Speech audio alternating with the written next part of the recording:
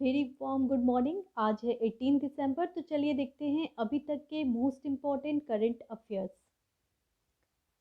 International migrant day, जी हाँ, 18 दिसंबर को है इंटरनेशनल माइग्रेंट डे। ये काफ़ी इम्पॉर्टेंट डे है और ये यूनाइटेड नेशन द्वारा बताया गया है। तो माइग्रेंट बहुत ही इम्पॉर्टेंट इशू है या फिर इम्पैक्ट है, मतलब ये प्रॉब्लम है या फिर ये इफ़ेक्ट है। जैसे कि अनएम्प्लॉयमेंट का ये क्या ये इफ़ेक्ट है, थोड़ा सोचें। होमवर्क सबसे पहले देखते हैं वीडियो में, और वीडियो के अंत में होगा question of the day. Which of the following is included in intangible heritage of world by UNESCO.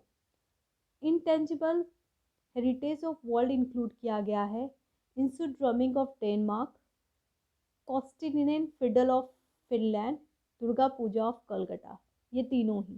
तो आंसर इज डी। तो डेनमार्क, फिनलैंड एंड इंडिया, इन तीनों का एक कल्चरल स्टाइल को इंक्लूड किया गया है और इससे बताया गया है इनटेंजिबल, यानी we can't able to touch, we just feel it, heritage of world by UNESCO. Who has written the book pride, prejudice and poetry. ये काफ़ी न्यूज़ में है ये बुक, और ये बुक लिखा गया है शशि थरूर के द्वारा, तो याद रखें। चलिए देखते हैं सबसे पहले न्यूज़ ऑफ द डे। जी हाँ, मैरिज एज बढ़ा दिया गया है और अब 21 years is the minimum age for marriage of a girl. तो कम से कम 21 साल की तो होनी ही चाहिए मैरिज के लिए, तो ये डिक्लेयर हो गया है। देखिए, अगर हम मैरिज की बात करें तो कुछ एक्ट आए हैं चाइल्ड मैरिज को बंद करने के लिए इंडिया में। तो पहला एक्ट है शारदा एक्ट ऑफ 1929, काफ़ी इंपॉर्टेंट एक्ट है। इसके अंतर्गत गर्ल्स का जो एज था वो 14 था और बॉयज़ का 18 था।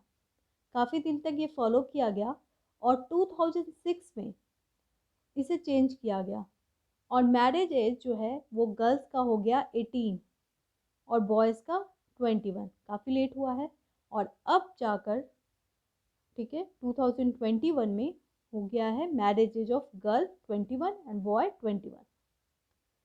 करंट अफेयर सीरीज देख लेते हैं। Question number 1, which country has conferred PM Narendra Modi its highest civilian award Ngadag Pelgi Khorlo. बहुत ही important news, Ngadag Pelgi Khorlo award दिया गया है जो कि हाईएस्ट सिविलियन अवार्ड है। वो किसे दिया गया है? नरेंद्र मोदी को दिया गया है, हमारे प्राइम मिनिस्टर। और किस कंट्री के द्वारा दिया गया है? तो ये दिया गया है भूटान के द्वारा। देखिए, भूटान और इंडिया का रिलेशन काफ़ी अच्छा है, और भूटान ने अपने नेशनल डे यानी 17 दिसंबर को ये अवार्ड इंडिया को दिया है। भूटान को कहा जाता है land of thunder dragon. India और भूटान के रिलेशनशिप में याद आता है डोकलाम इशू, जो कि काफ़ी इम्पोर्टेंट इशू है। ये हुआ था 2017 में। चाइना के पास है चुम्बा वैली और उससे नीचे है डोकलाम। डोकलाम जो है वो बॉर्डर एरिया में है भूटान और चाइना के। डोकलाम तक चाइना के ट्रुप्स पहुंच गए थे। इससे भूटान घबरा गया था और उसने इंडिया से हेल्प मांगी थी। इंडिया ने फ्रेंडशिप ट्रीटी साइन की थी भूटान से, और ये कहा था कि वो हमेशा भूटान का सपोर्ट करेगा, और इंडिया सामने आता है और ये डोकलाम इशू इंडिया और चाइना के बीच का इशू बन जाता है।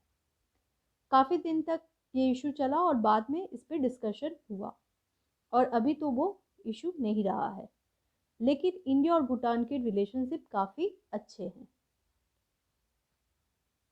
क्वेश्चन नंबर 2 पे आते हैं।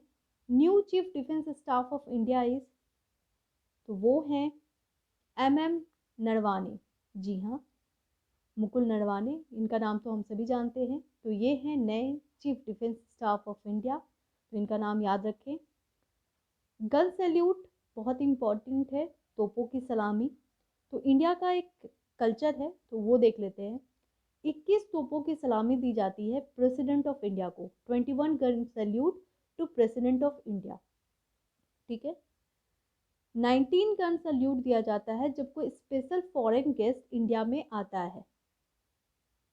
17 गन सैल्यूट दिया जाता है head of all the three wing, और जैसा कि अभी हुआ बिपिन रावत जी की मृत्यु पे उनको दिया गया है 17 गन सैल्यूट यानी 17 तोपों की सलामी। क्वेश्चन नंबर 3 पे आते हैं। 7th edition of India international science Festival inaugurated at which place? तो कहाँ पे हुआ है? तो ये इनोग्रेशन किया गया है पणजी में। पणजी कहाँ है? जी हाँ, गोवा में। गोवा में सेलिब्रेशन होने वाला है इंडिया इंटरनेशनल साइंस फेस्टिवल। काफ़ी इंपॉर्टेंट न्यूज़, और ये 7th एडिशन है। Union minister of state of science and technology Jitendra Singh inaugurated the edition. कौन सा एडिशन? 7th edition. थीम से क्वेश्चन आ जाता है तो एक बार थीम देख लेते हैं। Creativity in science and technology and innovation for prosperous India. जी हाँ, creativity science and technology and innovation for prosperous India. ये पूरा ऑर्गेनाइज किया गया था पोलर एंड ओशियन रिसर्च के द्वारा।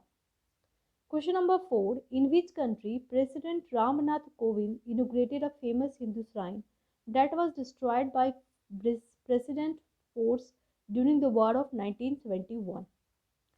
प्रेसिडेंट रामनाथ कोविंद ने इनोग्रेट किया है अभी हाल में एक फेमस हिंदू श्राइन को, जो कि डिस्ट्रॉय हो गया था पाकिस्तान वॉर में 1971 के। तो वो है बांग्लादेश में। जी हाँ, बांग्लादेश के एक टेम्पल को डिस्ट्रॉय किया गया था 1971 बांग्लादेश पाकिस्तान वॉर में। तो ऐसे में अभी जाकर हमारे प्रेसिडेंट वहाँ पहुँचे हुए हैं, तो वो वहाँ पे ढाका में इनोग्रेट किए हैं श्री रामना काली मंदिर। Question number 5, who become the BRICS sherpa? BRICS से सर्पा कौन बनाए गए हैं? तो वो बनाए गए हैं संजय भट्टाचार्य। सर्पा कौन होता है? सर्पा जो एक एजेंट होता है जो कि अपनी कंट्री को रिप्रेजेंट करता है। ठीक है, तो एक रिप्रेजेंटेटिव होते हैं जिनके पास सारी इंफॉर्मेशन होती है मीट के बारे में, और वो इंडिया को रिप्रेजेंट करेंगे। तो कौन करेंगे? संजय भट्टाचार्य। ये कौन है? देखिए, ये जो है ये एक्चुअली में सेक्रेटरी है एक्सटर्नल अफेयर मिनिस्ट्री के, संजय भट्टाचार्य, जो कि इंडिया को रिप्रेजेंट करेंगे ब्रिक्स। तो ये है इंडिया के शर्पा। ब्रिक्स 2021 जो अभी चेयर किया गया है इंडिया के द्वारा, तो उसको ये चेयर करेंगे कौन? Sanjay Bhattacharya. Question number 6, second world class railway station is it? कहाँ पे बन रहा है second world class railway station? तो वो बनाया जा रहा है राजस्थान के जयपुर में। जी हाँ, जयपुर तो यूनेस्को हेरिटेज साइट में भी आया है। जयपुर में बन रहा है second world class railway station. अब सवाल उठता है फर्स्ट कौन सा है?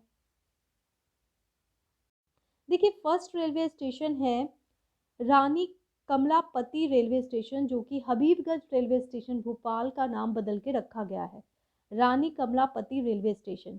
ये पहला पीपीपी मॉडल यानी कि पब्लिक प्राइवेट पार्टनरशिप मॉडल पे तैयार है world class railway station Bhopal में। तो ये याद रखिएगा, पहला world class railway station Bhopal में है और सेकंड जयपुर में बनाया जा रहा है। क्वेश्चन नंबर 7 काफ़ी इंपॉर्टेंट है। कौन सी इंडियन ज्वेलरी कंपनी है जो कि अपना पूरा इंटायर सेटअप करने वाली है कनाडा में, अमेरिका में, ठीक है, ताकि उसकी रेवेन्यू बढ़े? तो वो है तनिष्क। तनिष्क जो है वो टाइटन है, टाइटन ग्रुप का, टाटा ग्रुप का है तनिष्क, जो कि पूरे वर्ल्ड में अपना रेवेन्यू बढ़ाने के लिए बहुत सारे सेटअप बढ़ा रहे हैं। कहाँ? अमेरिका में, कनाडा में, गल्फ कंट्रीज में। क्वेश्चन नंबर 8 देखते हैं। Which state government has implemented 89 indoor activity? तो स्टेट गवर्नमेंट उड़ीसा ने 89 इंडोर एक्टिविटी इम्प्लीमेंट किया है।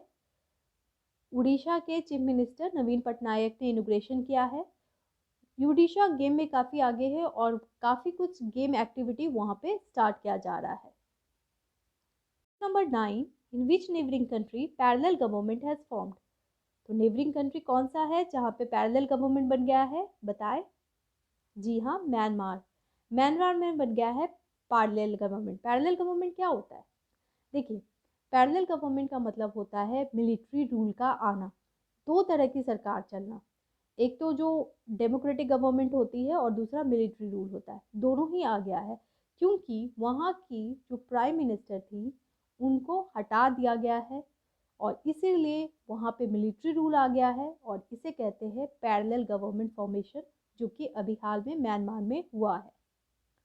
Question number 10, in December 2021 India has sign deal with which country in digital media.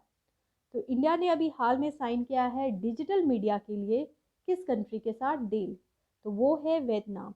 देखिए Vietnam के ministers आए हुए हैं इंडिया में। इस पिक में दिख रहा होगा हमारे स्पीकर है, लोकसभा के स्पीकर ओम बिरला, और साथ में यहाँ पे हमारे एक्सटर्नल अफेयर मिनिस्टर जयशंकर इस मीट में शामिल हुए और वियतनाम मिनिस्टर्स के साथ डीलिंग हुई। चलिए देखते हैं आज का question. Which edition of BRICS summit held in India in 2021। तो कौन से एडिशन होने वाला हुआ है इंडिया में, इंडिया के 2021 में मई के मंथ में ये समिट हुआ था। ठीक है, ब्रिक्स समिट, इंडिया रिप्रेजेंट किया था, इसे चेयरमैन था। तो आपको बताना है कौन सा एडिशन हुआ है। Who is the new president of Interpol, Interpol के न्यू प्रेसिडेंट कौन सेलेक्ट हुए हैं। इन दोनों का आंसर आप कमेंट बॉक्स में दे सकते हैं, और वीडियो अच्छा लगे तो प्लीज़ लाइक कर दे, शेयर कर दे और चैनल को सब्सक्राइब कर ले। Thank you.